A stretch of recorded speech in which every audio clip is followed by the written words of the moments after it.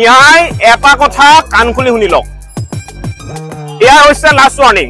অতি শীঘ্ৰেই উজনি অসম ত্যাগ কৰক, অন্যথা কিন্তু পৰিস্থিতি বেয়া হ'ব।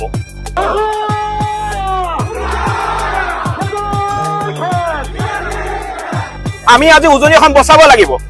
আজি শিৱসাগৰতো অবৈধ সন্দেহযুক্ত নাগৰিকৰ আগ্ৰাসন হৈছে। শিৱসাগৰ দৰবা ফিল্ডৰ দিখনৈ বাওঁফালে অৱস্থানৰ সমীপৰ পকাঘাটলৈকে অবৈধ সন্দেহযুক্ত নাগৰিকে চৰকাৰী মাটি বেদখল কৰি গাঁও সাজিলে।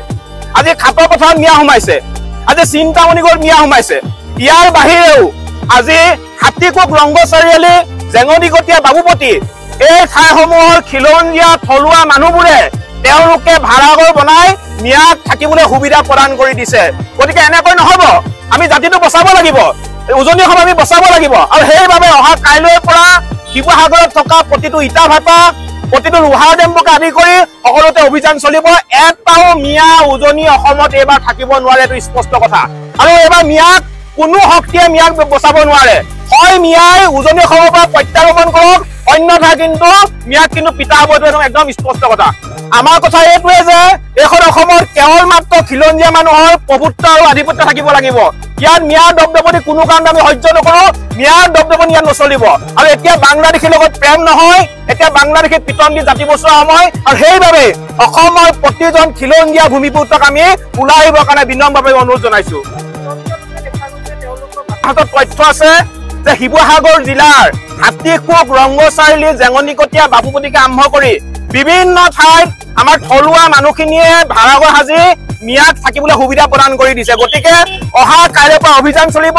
উজনি অসমত থকা প্ৰতিটো মিয়াক কিন্তু আমি বিচাৰি বিচাৰি উলিয়াই কিন্তু শিৱসাগৰৰ পৰা উজনি অসমৰ পৰা খেদাব, স্পষ্ট কোনো কথা আহিবই নোৱাৰে। মই কৈছো যে খাটৰ পথাৰত সন্দেহযুক্ত নাগৰিকৰ আগ্ৰাসন হৈছে, তাত হিন্দু আছে, মুছলমান আছে, সকলো অবৈধ সন্দেহযুক্ত নাগৰিকে উজনি অসম ত্যাগ কৰিবই লাগিব।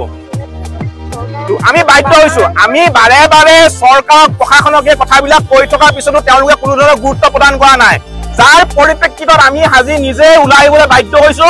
আৰু আমাৰ স্পষ্ট কথা, উজনি অসমত থকা প্ৰতিটো সন্দেহযুক্ত নাগৰিকক আমি খেদিম। কিন্তু না শুনক, সেই সময়ত মিয়াসকল উজনি অসমৰ পৰা গৈছিলে, কিন্তু সেই সময়ত অসম চৰকাৰে, শিৱসাগৰ জিলাৰ প্ৰশাসনে, উজনি অসমত থকা গোটেই প্ৰশাসন ব্যৱস্থাটোৱে আমাক সহযোগিতা নকৰাৰ ফলত আমি ৰৈ দিবলগীয়া হ'ল। কিন্তু আমাৰ কথা স্পষ্ট, এইবাৰ কোনো কাৰণতে ৰৈ দিয়া নহ'ব।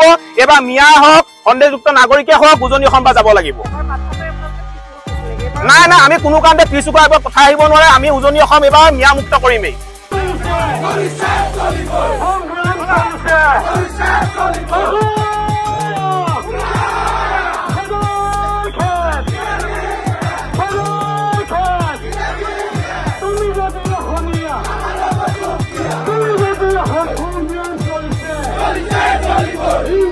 He's